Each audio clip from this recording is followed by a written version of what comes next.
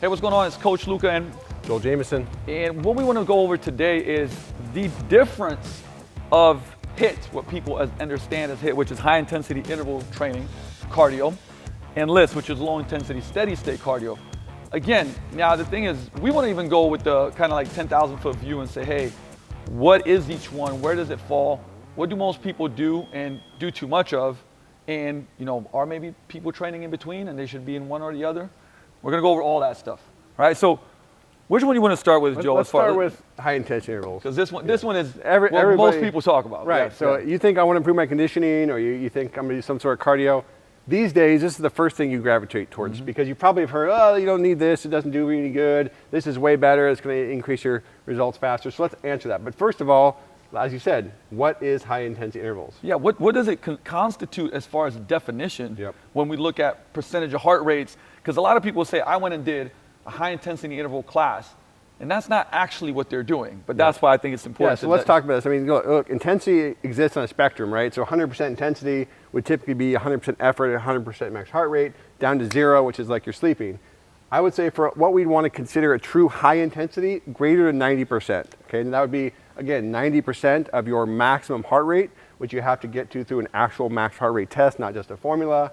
Or if you're doing something that's a shorter interval where you're not going to get that high, 90% of your maximum effort of what you can potentially do. That's what we would typically call a true high intensity interval. Anything below that is probably not really going to fall in that category. Whoa, hold on. So what you're saying is, if you're doing a 20-minute class with short breaks, you're actually not doing high intensity intervals?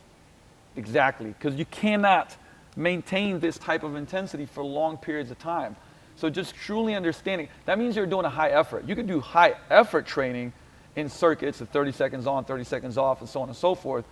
And say, hey, I went through do a conditioning class where I was putting a high effort, but it is not actually high intensity training. Because trust me, try to keep 90% plus of your max heart rate and see how long you can go above that, and it's not going to be that long of a time. Yeah, that's kind of the problem too, is people look at research, right? That Tabata is probably the most infamous of all time.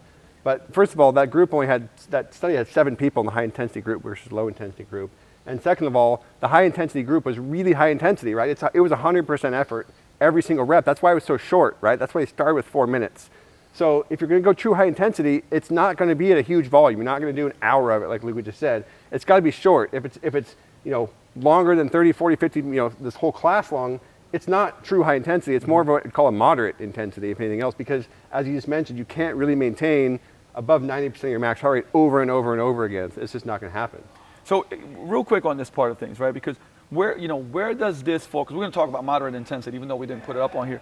But where does this fall as far as in line with training? How much to do? I mean, definitely we wouldn't start here. Nope. If somebody's deconditioned, if you're starting your fitness journey to get fitter, healthier, change your body composition, you don't want to start here, right? That's probably like a big jump on a step that you don't want to go to. You'd probably want to start here. Right? Yeah, so let's start with what this is, all right? This probably starts somewhere around 70% and goes up to low 80s of percentage, okay? Probably around 80. Now again, it's going to be a little bit dependent on your fitness level, your age, all those sorts of things, your max heart rate. But somewhere in here is where most of your lower intensity, steady state type work is going to happen. You can see there's obviously a difference. That difference around low 80s up to 90, that's where we call that moderate intensity. And that does end up being where most people end up doing what they call high intensity. But as you mentioned, this is a starting point. So if you're deconditioned, you're trained someone who's deconditioned, you don't need to jump up to 90% above your max heart rate. It's the equivalent of maxing out your lifts when you've never lifted. You don't need to 1 rep max if you've never built a foundation of lifting. Same thing here. We don't need to jump to 90% heart rate if we just need to start moving and being active. So this is really important because, and for, like I said, for anybody that's listening that wants to improve their fitness, strength training is extremely beneficial. And most of the time, you get a lot of value from doing, quality movement, strength training, and staying here, right, to build this base level up before you move on to, I'd say, even moderate, like I would say levels, right? Yep. Now, the thing is, so let's talk about this a little bit, because if you look at classes, I would say conditioning classes, and I'm going to give you an example. You went and you did circuits of kettlebell deadlifts and swings and sled pushes and things of that nature, and they're 30 seconds on, 30 seconds off, and you work pretty hard. Most of the time you're going to fall, and I'm going to just draw this circle here, right, is that 80 to 90% of max heart rate which is neither this or this, right? It's basically not those. So, how much of that should people be doing versus being here or here? Yeah, I would actually say this is probably where they spend the least amount of time, right? I want to spend, again, depending on where my fitness level's at, most of it here or here, because this is where I'm going to, again, get the most bang for my buck, produce the most stress in the shortest amount of time. This is where I'm going to build that foundation, promote recovery, and all these other things. So I'm spending a bunch of time here, again, not that there aren't any benefits, but I'm getting a lot of fatigue as a result of that, and I'm probably not pushing quite as hard as I need to here, and not getting quite enough volume as I would need to here. So let's talk about that real quick. What's the benefit of HIIT? Okay, the benefit is you get greater level of stress, which causes a greater improvement in a shorter period of time. So yes, if we look at 4-week studies or 6-week studies, we absolutely will see HIIT will produce better results than lower intensities. And the reason is simple. It's harder, it's more stress in the body adapts quicker.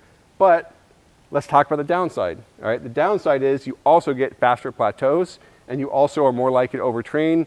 Your risk of injuries is going to go up the more you try to progress. So it's basically, I'm going to get a faster result now, but I'm going to have less overall ability to improve over time relative to what my steady state is going to do for me. So again, there's trade-offs, there's cost and benefits. Here, the downside is we have to do more of it.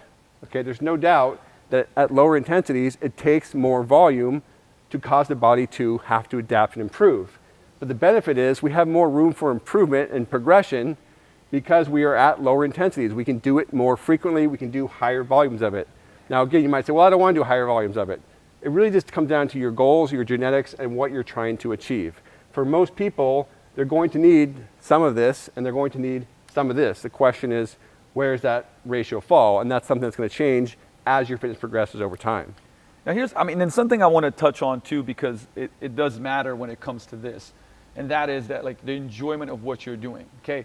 Now, I want to touch on this even from a standpoint of the science of it, and also what we do here at Victory Ground Fitness and Performance, which is that people come to classes and they come to environments and communities because they enjoy the community, they enjoy the training, and it should be fun and engaging, which I 100% support. But that means that if you are a coach, it means that you have to think about these things and monitor it so that you can make things engaging, but make it high intensity, and at times make it low intensity, and yet still get the benefits and educate people on the benefits of it, rather than always making people stay here and just what I would say whooping their butt, because it's like it was a hard workout, I sweated, I got crushed, and I'm out of here.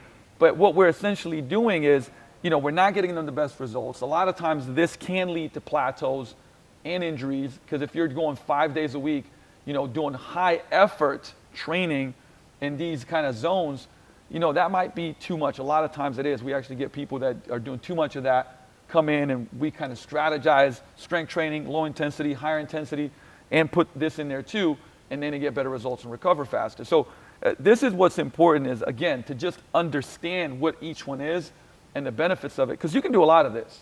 And if you can put this into your life, whether it becomes, walks and hikes and, listening to podcasts, being on your, a treadmill or a bike or something like that, and doing this, you're going to get a bunch of benefits from it.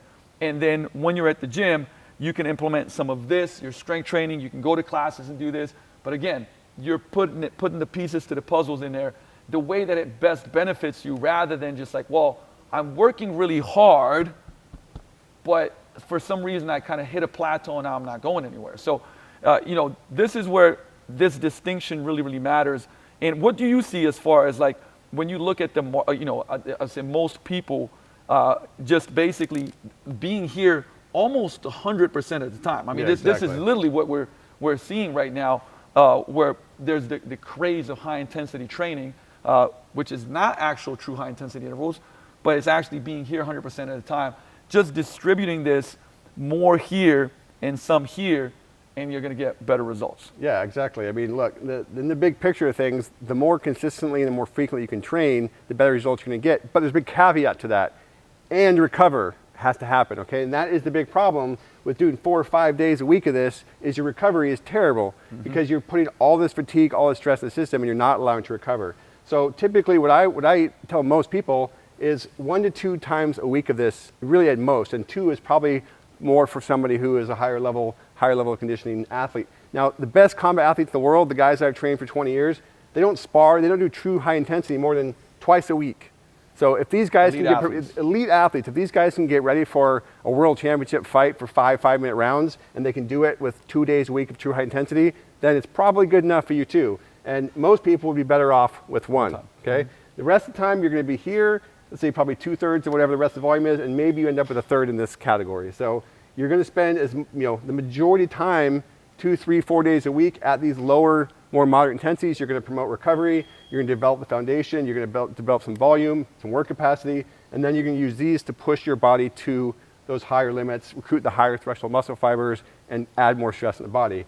But again, if you spend 100% of your time here, your results are going to be extremely limited. It's like you built the house, but you didn't put the foundation together. Sooner or later, it's going to collapse. And this is key because, again, when we're talking about this, we want you to get the most out of your training, whereas you might be putting in a 10 out of 10 effort. But if you put that 10 out of 10 effort into different buckets that actually support the science and the principles of conditioning and recovery for the body and adaptation, you're going to get a lot more out of it. So taking that effort and just redistributing it in a way that's going to help you out is critically important. Yeah, one quick, I want to touch on this, it's really important. The way to understand if you have this balance right is how you feel at the end of your workout, okay? If you walk out of the gym, every time you go to the gym and you feel like you're just trash and you can barely move and you're tired, low energy, you're going the wrong direction. Your body's not recovering. If you walk out of the gym feeling like that 1 or 2 days a week, and the rest of the time you walk out of the gym feeling good, maybe a little bit tired, or you feel even better when you walk in because you feel more energized, you're gonna have better results. It's about sustainability, and that should correlate, that will always correlate, I should say, to how you feel at the end of your workout. Let that be a guide of how much did I do relative to what I should have done. So that's a great marker. Now, in this specific video, we didn't talk about heart rate monitoring and your HRV, which you can check out in other, I would say, like videos. But that's part of the thing that we also drive. And in strength training, we're obviously monitoring volume and intensity. In conditioning, we're doing it through heart rate monitoring, which we can then track intensities, different zones of intensity. And with HRV, you can see how tired we are, what are the other effects of life. So again, what Joel said, that's a great marker if you don't have those tools, but having those tools, like I said, we use Morpheus, and you can check out trainwithmorpheus.com. We use it not only individually, but like I said, also for our classes, which has become really beneficial to stay in these different zones rather than just crushing everybody all the time, which is key. But also, hey, listen, if you want to learn more about this, Joe has the best certification on the planet when it comes to conditioning, and you can check it out at 8weeksout.com, which breaks this down. I mean, we're talking about in the depth and detail that it goes much, much deeper, but it teaches you how to write programs, how to organize all of this into your training for yourself, and like I said, for your clients if you're a coach, and honestly, take your training to a whole nother level. So make sure you check that out, like I said, below in a copy, and like I said, get educated on it. We'll be back, continuing to drop more of this and helping you out with your training, with your fitness. See you soon. See you next time.